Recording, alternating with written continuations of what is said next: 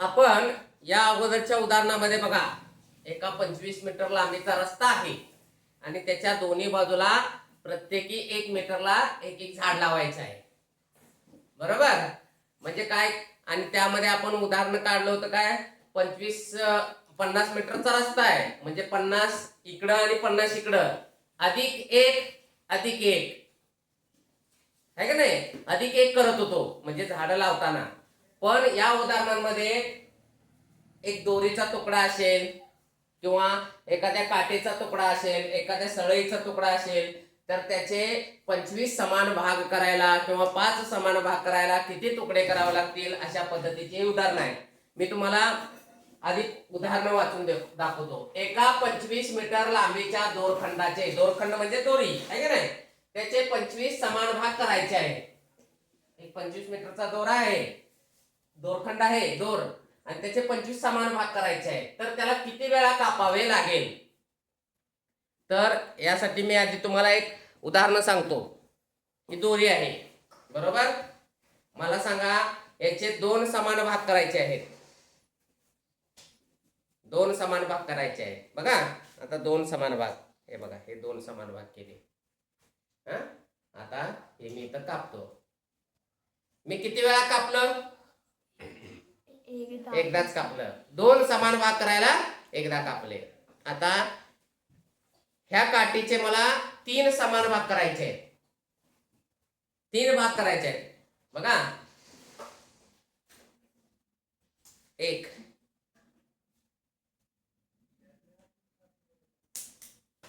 2. मी कापलं किती वेळा? 2 वेळा. पण भाग किती झाले? 3. तुमच्या लक्षात आलं का? आपल्याला जर समान भागात कापायचे असतील, समजा 50 भाग करायचे आहेत, तर आपल्याला कापावं किती लागणार आहे? 49. 1 कमी. समजा आपल्याला 10 भाग कापायचे आहेत, 10 भाग पाहिजे, एखाद्या काठीचे 10 भाग पाहिजे, तर आपल्याला कापावं किती लागेल? त्याला 9 वेळा. म्हणजे तुम्हाला लक्षात आलं असेल की आपल्याला कापताना, समान भाग करताना, एखाद्या काठीचे समान भाग असू दे, किती असू दे, किती वेळा कापावं लागेल? त्यापेक्षा जेवढा अंक दिलेला, किती भाग पाहिजे, त्या भागामधनं 1 वजा करायचं. आता उदाहरण बघा, किती मीटर लांबीचा तुकडा आहे? 25 मीटर लांबीचा. किती भाग करायचे आहेत? 25 भाग करायचे आहेत. मग किती वेळा कापावं लागेल?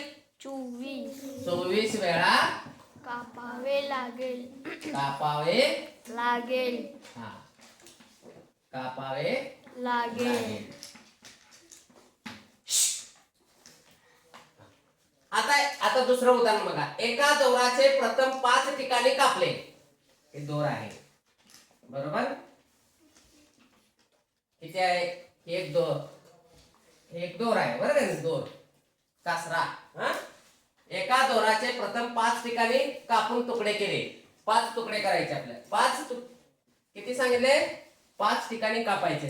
1 2 3 4 आणि 5. इथे कापलं, इथे कापलो, इथं कापले आपण, इथं कापले. तर आपल्याला भाग किती झाले बघा? 1 2 3 4 5 6. 5 काप घेतले, भाग किती झाले? 6. बरोबर? नंतर प्रत्येक तुकड्याचे 3 भाग 3 ठिकाणी कापून सारखे भाग केले. नंतर काय केलं? आता अगोदर काय म्हणले? 5 ठिकाणी कापले. नंतर काय म्हणले? 3 ठिकाणी कापा. कुठं?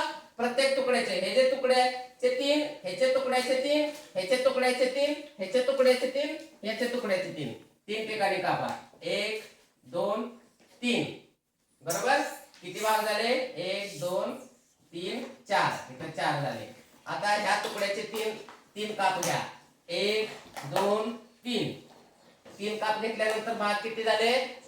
4. आता ह्यातनं ह्या भागाचे 3 काप घ्या. 1 2 3. किती काप झाले? 3 वेळा कापले म्हणजे 4. आता ह्याचे पण 3 वेळा कापले आपण. 1 2 3. भाग किती झाले? 4. ह्याचे पण 3 वेळा काप घेतले. 1 2 3. भाग किती झाले? 4. ह्या तुकड्याचे पण आपण काय केले? तीन काप घेतले, 1 2 3 भाग किती झाले? 4. बघा एका दोराचे प्रथम 4 ठिकाणी काप घेतले आपण. 1 काप घेतला, 2 काप घेतला, 3 काप घेतला, 4 काप घातला, 5 काप घेतले.